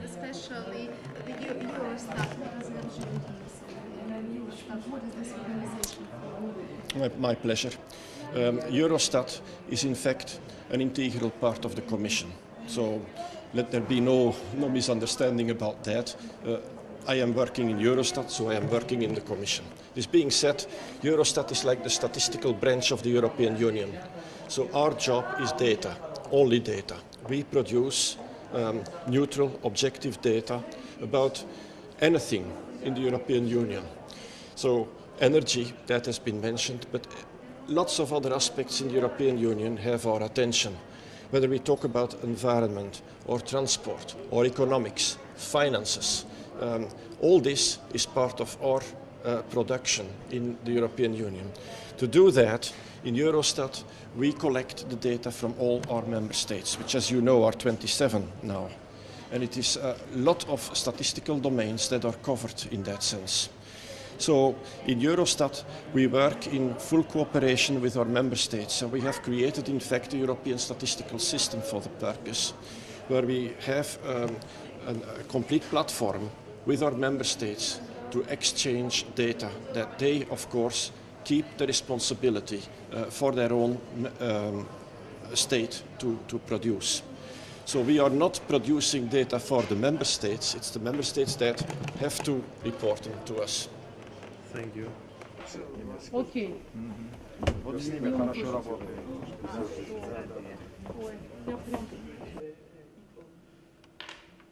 Мы как компания помогаем муниципалитетам, чтобы это было равномерно распределено, чтобы иногда мусор собирается в домохозяйстве. Batteries, for instance, they are mainly in near to the stores or near to the library or something like that. Иногда это может быть, тогда это будет контейнер, там. Stations where people can come with larger items. It could be furniture, it could be buildings. And where we are. Финансовые показатели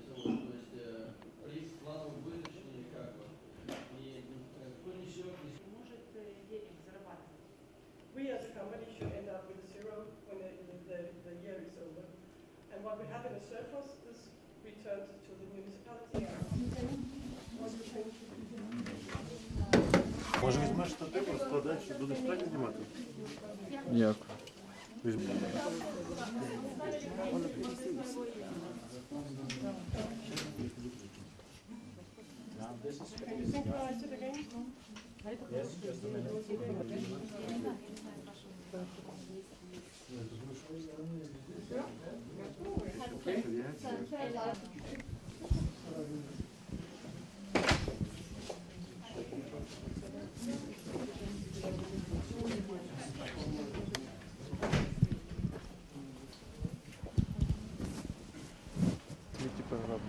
Та я це все зняв. Слухай, то ми йдемо, сідаємо в автобус?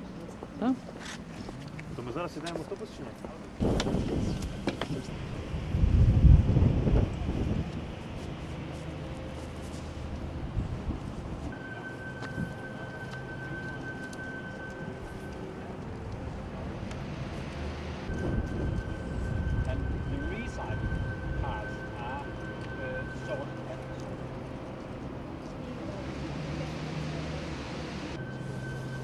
Давай пропишем дату. Сейчас мы получаем 500 тысяч тонн отходов, и то же самое абсолютно количество, которое мы получаем, идет из полигонных отходов на утилизацию.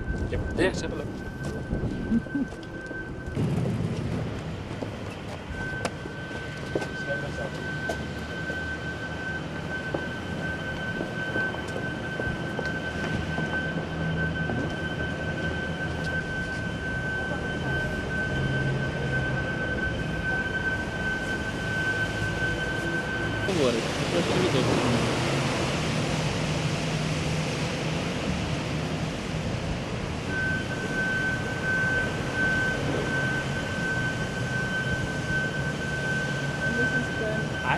All this is going into the oven furnace, yes. Each furnace takes at least 30 tons per hour.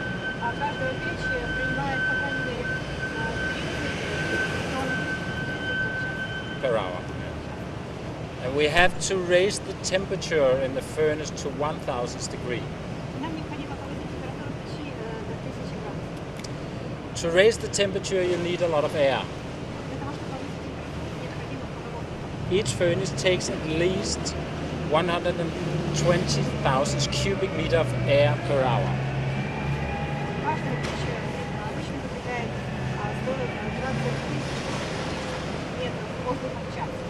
And we take the air from this area to reduce the smell.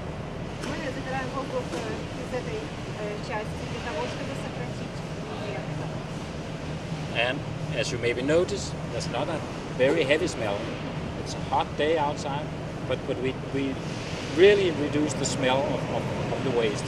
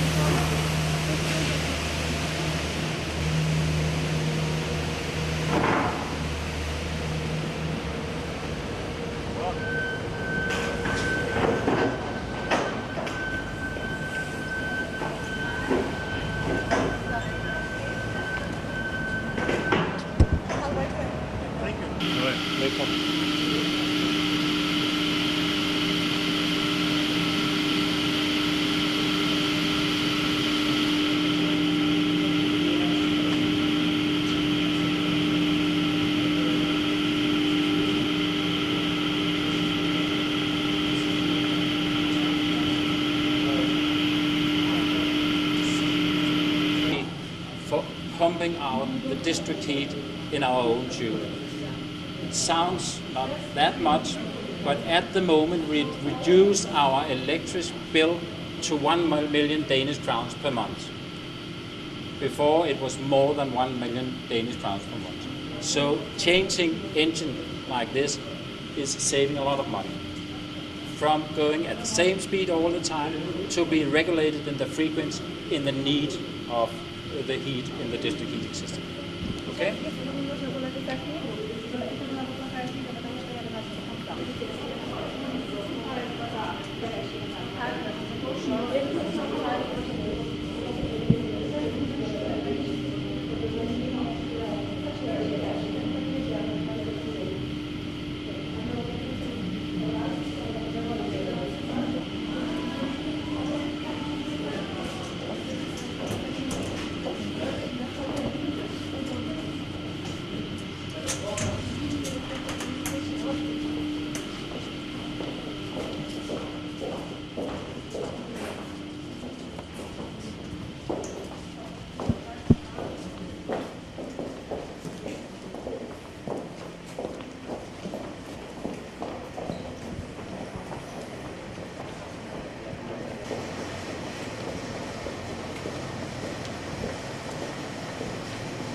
Other end. This is the end of the flue gas cleaning process.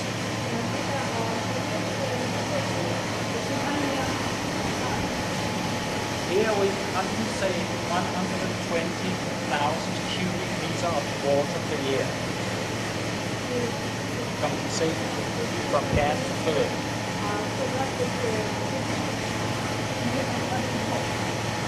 It's producing an enormous amount of energy, enough energy to deliver about heat enough to 15,000 households.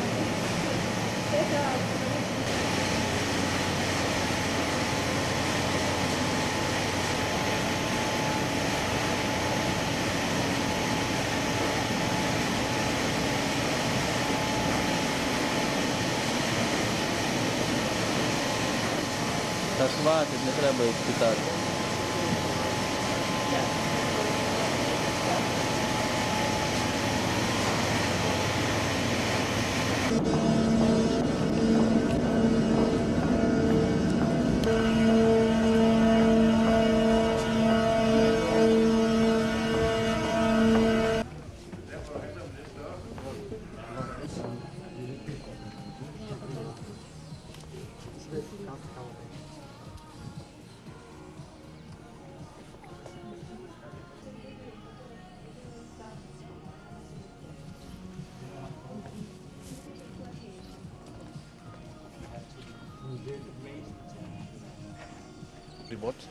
What is the room?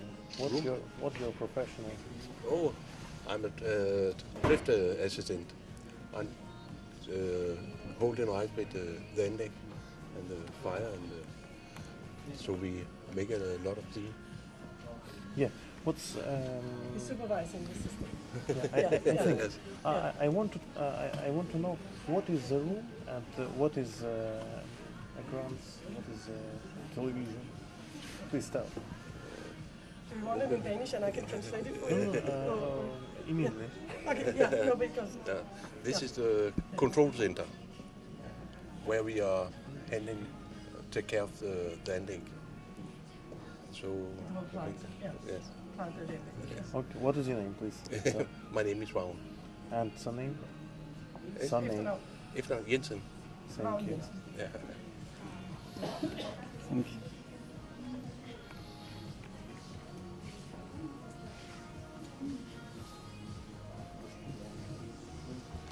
Kommer du med på en tv-indslag i Kazakhstan?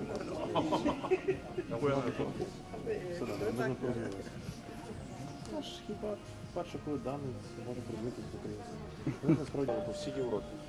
В Данії дуже багато. Дуже багато. Jeg har jo kært til det hårde i dag. Повноваження ваші, не професія в сенсі. Ага. I can try. What you are doing here? I'm working. I'm sitting over the pool and looking at the graph. How the graph is moving? Yes. And what this graph shows? It's, what now? The moving. The yellow is right. Follow the white. What it means? It's how many? How many production? Production. Yes. Production of energy. Production of heat already. Energy to be. So.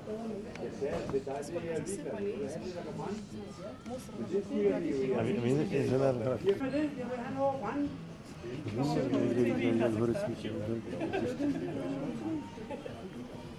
Це просто вопрос розмови.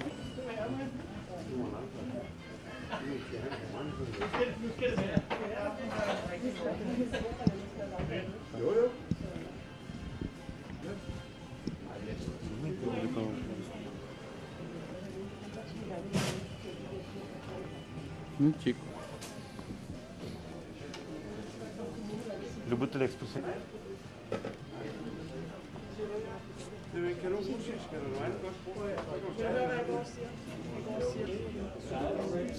Тисячу разів. Plans. Yeah, 3 persons. 3 persons? Yeah. And then during... Нашу екскурсію. Що нам можна розповісти взагалі про завод? Чому люди... As you started in the beginning with our excursions, can you briefly repeat the same? This plant, Vestforbrænding, is the largest plant in Denmark and also the largest waste plant in Northern Europe. And what we do is incinerating the waste, but what we want to do most is recycle more waste from especially the households, because the industry and the companies are very good in handling the waste, but the private households, they can be a lot better. And what we do with the incineration is that we use it for district heating and for electricity production. And every time we can use the waste for the electricity and the district heating production, we don't have to fire with coal or oil and other more not so climate friendly. Ecology friendly? Yeah, they're not so ecology friendly. And normally you say that the waste here is CO2 neutral. But now they can actually manage what is the plastic fraction and what is the rest, because plastic is not CO2 friendly because it's made from oil, of course. And when it comes to the rest of the waste that we have in the silo, which is household waste, it can be also paper and carton boxes and food waste and diapers and all that. They are considered made from recyclable materials. Please tell, who is master of this plant? The owning system is a little complicated, or it's not complicated for a Dane, because 19 municipalities is owning Vestforbrænding. And of course there's a manager, but they are hired by these municipalities. And these 19 municipalities, they are putting money into this company. And every time we have a surplus in the economy, we are giving money back to these 19 municipalities. And every time we have to do investments, building a new oven line or a new incineration plant or something like that, then the municipalities have to invest back into the company. And we are actually giving several million Danish kroners back to each municipality every year, because we can sell the recycling materials and we can sell the district heating and the electricity. So actually we don't have to make any money as a company. We're not a private company that has to make money for the shareholders or anything like that. Our shareholders is the municipalities. Чи вони одразу в 1960 році будувалися з такими передовими технологіями, чи це все відбувається завдяки, скажімо... In 1960, when you were... 70. It's 1970. 1970, when you were established. It was advanced that you foreseen such a high technology. Чи ви вкладаєте гроші в модернізацію? Modern technology, or it is year by year when you're modernizing the plant? Yeah, it is both. When we were constructed in 1970, we and some other plants in Denmark were constructed, and it was it was quite new at that time. Before that, how many plants opened in the 1970s? I'm not quite sure, but some of the larger plants were opened in 1970. We and Amagerforbrænding, and also I think also the plant in Aarhus. But I think there are more than 40 plants in Denmark, and I cannot tell you for every one of them. But when we were opened in 1970, we were a new technology. Before that, we had the landfill and a little bit of recycling. Today, we have almost no landfills. We have only 6% in Denmark that is going into landfills, and around 30% is incinerated, and the rest, more than 60%, is actually recycled at the moment. And it is good for us to use the waste as a fuel for the incineration process. But it's also better to recycle all the materials, because one day we will be out of metal, we will be out of oil and other of these materials that we are using for our everyday life. Please tell your name and surname. My name, it's Freya Grossman. You can put it up here so you can spell it even. Yeah. Freya Grossman. Yes. And what's your duty? Introduce your position here. Yeah, I'm half on communication and half on education. Oh, okay. So I have a slash, and Per is the same.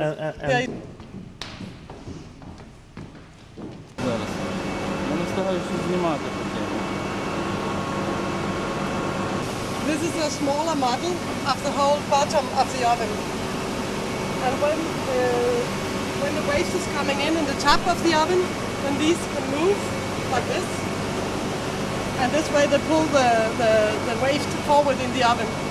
And in the bottom comes the bottom ash or the slag. And the problem here is that we need a lot of oxygen for the incineration process. And this oxygen is coming up here as normal air. You take it from the silo and push it into the oven this way. And when we are burning a lot of these aluminum, the cans for the sodas and the beers, they are melted down like this, and they are blocking all the holes, so the oxygen cannot go up. And then we have to do some, we have to empty the whole oven and close down for the whole incineration process, and people that have to go and hammer this down from the bottom of the floor here. So that is one of the reasons why we want people to recycle here at Vestforbrænding, because they can actually be harmful to our ovens, and it costs 500,000 Danish kroner per 24 hours to close down one oven line, because we still have to provide electricity and district heating for our consumers. That's here.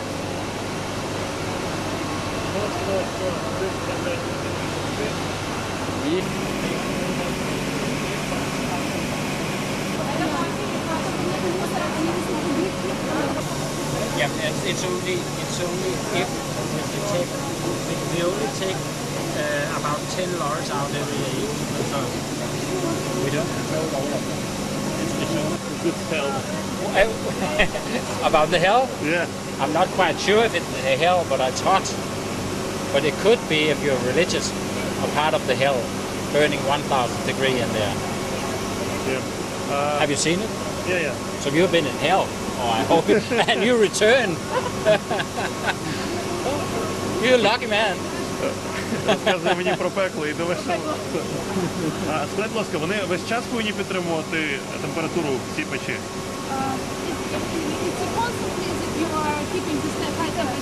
We need to keep the temperature higher than 850 degrees. Below this temperature, we have a high risk for producing dioxide. So it's by law that we need to have this temperature. We have to be higher than 800. If we are below that, then we have to use oil or natural gas, methane gas. А якщо сміття закінчиться, що вони будуть робити? Transform the waste pipe into a swimming pool. I mean, it could be good if we could recycle 100%, but I think it will take years. But as a vision, I think it's a beautiful vision if everything we buy can be transformed into new material all the time.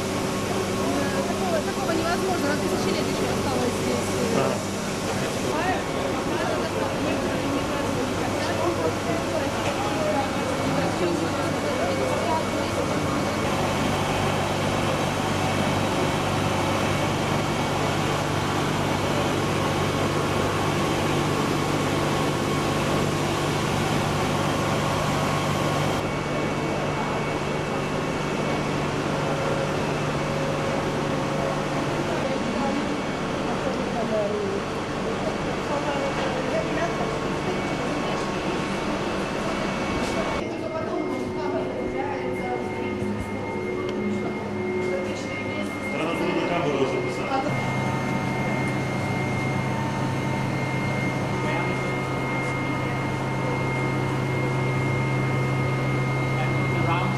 The frequency.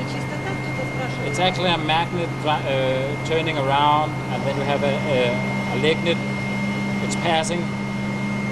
If it's 0.01 second too late. 0.01. Да, тільки на секунду.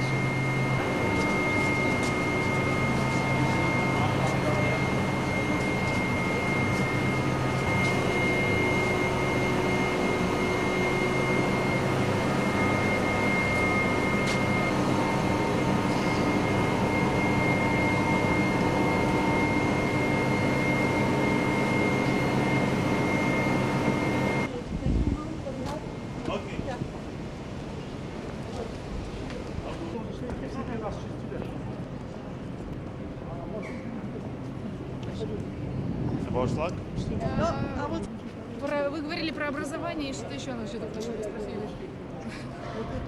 Она вошла по вкусу, какая башня. Южной Кореи. Как остальные.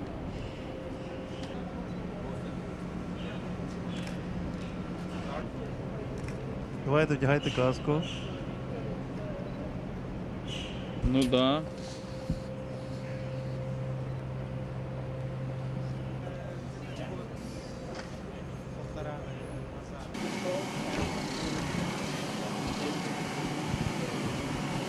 Please tell what is the room? This room is for the 8th and 9th grade. It means that they are 14 to 15 years old, these students that come here. They come here for 5 hours, get a guided tour in the plant, and afterwards, one of the courses, they are looking into, for instance, our slag. They can produce energy on this little machine over there. They can try to do some of the incineration processes. They can purify our smoke from the incineration process and look into our wastewater. It's a slag? This is the slag, yes. What did you do with slag after the hell, after the fire? Yes, this is when all this waste is burned. What is left is called slag. So this is about 17% of what is in the waste that is coming out as this. And as you can see, there are some metal parts like this. There's also a nail. So it's probably been in a wooden something, a wooden board or something. And this is what is left because the wood is gone, of course. But there's also a lot of other residues. It can also be glasses, it can be small stones, and things like that. When it comes out from the oven, it's like this. And it's fresh. We call it fresh slag. And if we put this into the environment, we can pollute it with copper substances. It can leak into the groundwater. And in Denmark, we use the groundwater as drinking water, so we're not interested in heavy metals in that. So, yeah. Запитайте, будь ласка, чому для них так важливо, щоб діти з самого дитинства привчалися до такої мовно-сміттєвої культури? Why it is so important for you that the children from the very beginning learned how to waste in the correct way? Why it's so important? This is not important for the smaller students. This is not a first grader. This is average chemistry and physics that they are taught in school. In here, they have to do it themselves, and they have to handle real-life physics and chemistry. And that is important for the students and also for the teachers, because they can go, when they graduate from public school, they have to be examined in things like this. How do we use chemistry and physics in our normal everyday life and so on. Why it is important for them to handle waste is because the whole Danish waste system is based on that we at home know what to put where. Because if everything is going into the normal bin, then we end up in the incineration plants with these things like this. This would have been better off if it had been recycled as metal. It could have been into the recycling centers or into some of the smaller containers that people get at home now. Please show this room and maybe... I never finished the slag. Okay. Because when we have the fresh slag, we can pollute the environment with heavy metals. And therefore we put it into a landfill temporarily, 3 to 6 months. And during that period, there will be some chemical changes in the slag. You can see that it's more dry, but also the pH value has been lowered from around very, what do you call from a pH value around 13 to around 8. And during that process, we can concentrate the heavy metals in the slag. And then we can use them over here. You have the asphalt at the top, that's where the trucks are running. And below that you have some sand or little larger, smaller stones. And below that you have the soil, and then you have the groundwater. And we can actually use this slag instead of sand. So we don't have to dig it up from the holes in the ground, and we can preserve that resource for a longer time. And we can also use this waste product from incineration into something better.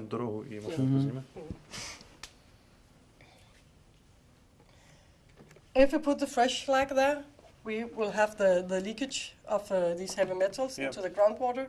If we have been preserving it for 3 to 6 months, and these chemical processes has happened, then we can use it as this one. And I will explain it to you. In this, what do you call it? Showroom. No, not the showroom, but in this example, the students have to pick either the bags or the sunglasses or the rollerblades. And then they can scan these smaller containers here, and they can see what Scandinavia, and everybody knows that. Or should we have this nylon bag from a soup? Or this is the environmental effect that 1 kilo of aluminum have. We have to use a lot of water, and a lot of emissions are coming out. Here you can see the world map, and you can see the which is a Swedish company. Maybe this Fjällräven has never been to Sweden. And that is surprising to many of the students, that you go out and buy Swedish stuff, and it has never been. And the metals for this, the zippers and all this, and the small materials. We're not recycling all the things, and that is the yellow part of it. It is how can you deconstruct the zippers? Can you actually take the zipper out without sitting with your own scissor? Because it's very easy to say that we should recycle metal and paper and glasses and all this. But we have a lot of things that is mixed with all the materials. And how can you separate these materials? Because otherwise they go here, it's probably produced in Bangladesh, and then it's sent to India to be washed, and then it's colored in Vietnam, and then it's sent for, you just have to guess. Is this aluminum coming from Australia, or is it coming? Because oil and other stuff are handled in the free market. So, Обучают.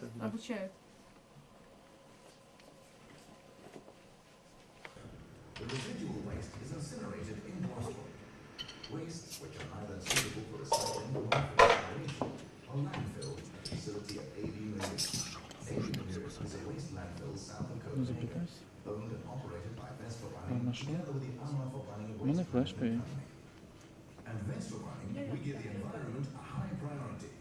Environment to us means both the natural and... Well, as you can see, these containers are separated in more rooms. Эти контейнеры разделены на секции. This is only 3 rooms, but normally there will be a wall here, so there will be 4 rooms. Здесь вы видите 3 секции, но обычно еще стена тут бывает, и поэтому секций всего 4. Yeah. And normally, as you can see over there, there will be a guide telling you what to put in each room and which color is what. И обычно к таким контейнерам есть специальная инструкция, в которой говорится, в какую секцию нужно какие отходы положить, и отмечено цветом, что соответствует каким отходам. Эти контейнеры собственность завода или муниципалитета? Are these containers owned by the plant or the municipality? It's not the plant, it's either the municipality or the private home. In some municipalities, it's a private, something that I as a private person buy for my garden. Иногда, нет, не заводу, они принадлежат не заводу или муниципалитету. And what we are sorting пластмассу, бумагу, стекло.